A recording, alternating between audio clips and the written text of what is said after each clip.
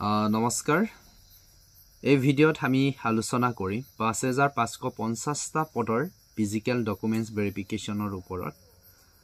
বহুত দিনৰ পৰা এটা চৰ্চিত বিষয় যে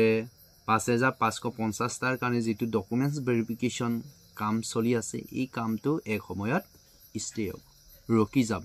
বা বন্ধ কৰি দিয়া হ'ব এটা কথাটো হল যে যেতিয়া ডকুমেন্টস ভেৰিফিকেশনৰ কামটো হপ কৰি দিব বা বন্ধ কৰি ৰাখিব তেতিয়ালে কিন্তু 10 অক্টোবৰৰ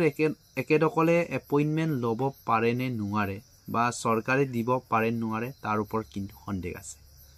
যেতিয়া ডকুমেন্টস ভেৰিফিকেশনটো হপ কৰি দিয়ে নিশ্চিতভাৱে যিখিনি পৰৱৰ্তী কাম এইখিনি হপ হৈ থাকিব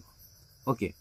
একিনি আমি ডিটেইলছ আলোচনা কৰিম তাৰ আগতে আপোনালোকক চাই লব বিচাৰিছো বহুতে ভাবিব পাৰে যে এটো পুৰণি নিউজ বুলি সো ইয়াতে চাওক অসমীয়া প্ৰতিদিন আজিটো 25 তাৰিখ আপোনালোকে জানে মঙ্গলবাৰ ইয়াতে প্ৰকাশ কৰিছে সেই নিউজটো আপোনালোকে চাই লগ ইয়াতে হেডলাইন কে দিয়া আছে অকলে জানে যে যোৱা 20 তাৰিখৰ পৰা ফাৰ্স্ট পেজৰ ডকুমেন্টস ভেৰিফিকেশনৰ কাম চলি আছে আৰু বৰ্তমানো চলি আছে যি অকল ফাৰ্স্ট পেজৰ ডকুমেন্টস ভেৰিফিকেশনৰ কাৰণে নাম আইছে একেদকল কমপ্লিট কৰিব ইয়াতে 29 মাৰ্চলৈকে চলিব কিন্তু তাহাৰ পৰৱৰ্তী যেটো আমি সেকেন্ড পেজ বুলি কওঁ এই সেকেন্ড পেজটো এপ্ৰিলৰ 1 তাৰিখৰ পৰা 11 তাৰিখলৈকে ভেৰিফিকেশনৰ কাম কৰাৰ কথা আছিল কিন্তু যেহেতু NIOSৰ হান্দ্ৰত যি সকলে DLED কৰিছিল একেদকলৰ নাম কিন্তু ডকুমেন্টস ভেৰিফিকেশনত নাম অহা নাই এই ইস্যুটো আগৰ প্ৰায় চলি আছিল সো তাৰ কাৰণে এই আমাৰ নিউজৰ হান্দ্ৰত যি সকলে DLED কৰিছিল একেদকলে হাই কোৰ্ট কৰিলে হাই কোৰ্ট কৰি দিয়াৰ লগে লগে গুটেই ডকুমেন্টস ভেৰিফিকেশন বস্তুটোৰে উলমি থাকিলে তাৰ মেইন কাৰণটো অলৰেডি কেইদিন মানৰ আগতে সুপ্ৰিম কোৰ্টে হেলাও কৰিলে যে এইখিনি ভ্যালিড আছে গুটেইখিনি যিখিনি গাইডলাইন ফলো কৰিব লাগে সম্পূৰ্ণ ফলো আছে এইখিনি ভ্যালিড এপ্লাই কৰিব পাৰে তাৰ লগতে 5550 টাটো নাম অহাই নাই তাৰ আগতে তাৰ পাছতো 4500 টা পদৰ কাৰণে যেহেতু ডকুমেন্ট অনলাইন চলি আছে তাতো আবেদন কৰিব দিয়া নাছিল বা একচেপ্ট কৰা নাছিল তাৰ কাৰণে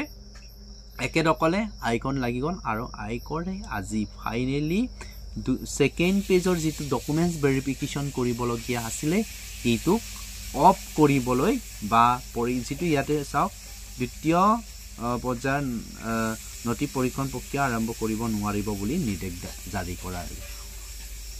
এই প্ৰসেসটো কন্টিনিউ কৰিব নোৱাৰিব বুলি এখন নটিচ জাৰি কৰি দিয়া হৈছে কিন্তু নটিচটো মোৰ লগত নাই ৰে সৰি ফৰ দ্যাট ইয়াতে মই নিউজ পেপাৰতে পালো আপোনালোকে নিশ্চয় পাইছে চাগে সো মই ভাবো যে অকলুৱে SCRT হওক ৰেগুলাৰ হওক বিভিন্নৰ পৰা DLED কৰিছে অকলুকে সুযোগ দিব লাগে টেট পাস কৰা অকলু পাৰ্টিকে সুযোগ দিব লাগে মই এতে ভাবো নিউজ হওক SCRT হওক তোমাৰ ডায়েটৰ হওক অকলুকে সমান পাৰ্টি দিব লাগে কাৰোবাক বঞ্চিত কৰি পেলাই কাৰোবাক এপইন্টমেন্ট দিয়াটো আমি কেতিয়াও নিবিচাৰো হল সো অকলুৰে এটা কি থাকিব লাগে অধিকাৰ মানে কি যদি ডকুমেন্টস কিনি ভ্যালিড হয় বা গুটেখিনি গাইডলাইন ফলো কৰিছে তেতিয়ালে দি দিব লাগে কিয় এইখিনি কৰিলে মানে তোমাৰ যিসকল SCRT হওক বা ডায়েটত কৰা হওক অকলুৰ কাৰণে এটা প্ৰবলেম আহে সো অকলুকে সুবিধা দিব লাগে মই এইটোৱে কামনা কৰো আৰু হেইটোৱে আছিল আপোনালোকে নিশ্চিতভাৱে চালে আৰু এই কথাটো যেতিয়া ষ্টে কৰি দিব নহয় ষ্টে কৰি দিয়াৰ লগে লগে আইকনৰ হুলমি গলে কিন্তু বহুত কথাটো বেয়া হৈ যায় বহুত দিন থাকি যায় এটা 10 অক্টোবৰৰ এপইন্টমেন্ট দিয়া কথা আছিল কিন্তু এই বস্তুটো সম্ভৱ নহব যেতিয়া ষ্টে কৰি দিয়াৰ পিছত কামখিনি হব হৈ যাব গুটেখিনি প্ৰসেছত এটো আইনৰ গণ্ডিৰ ভিতৰত যেতিয়া সোমাই যাব নহয় বস্তুটো লং প্ৰসেস হৈ যাব আৰু সেই 5550 টা পদৰ যেটো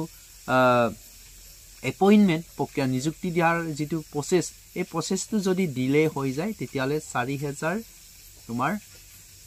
500 এপইন্টমেন্ট দিয়াটো বহুত ডিলে হৈ যাব যদি হুলমি যায় নহয় এটো 4500 টো অহা বছৰ এনেকুৱা সময়ত পাই যাবগেলে আছে দেৰি হৈ যাবগে সো এই কাৰণে আমি কি কৰিব লাগে অকলে সুবিধা ল'ব লাগে কাৰোবাক বঞ্চিত কৰি পেলাই কাৰোবাক এপইন্টমেন্ট দিয়াটো এটো ঠিক কথা নহয় সো যিসকলে তোমাৰ NIOSৰ আন্ডাৰত DLED কৰিছে SCRT ডায়েট ৰেগুলাৰ জৰ প্ৰায় কৰক অকলুকে সুবিধা দিব লাগে এইটোৱে কামনা কৰো সো হেইটোৱে আছিল ষ্টে হৈ যাব আৰু দুদিনমান দেৰি হ'ব আৰু দুদিনমান দেৰি হোৱা মানে আপোনালোকে এপইণ্টমেণ্ট 10 অক্টোবৰত নাপাব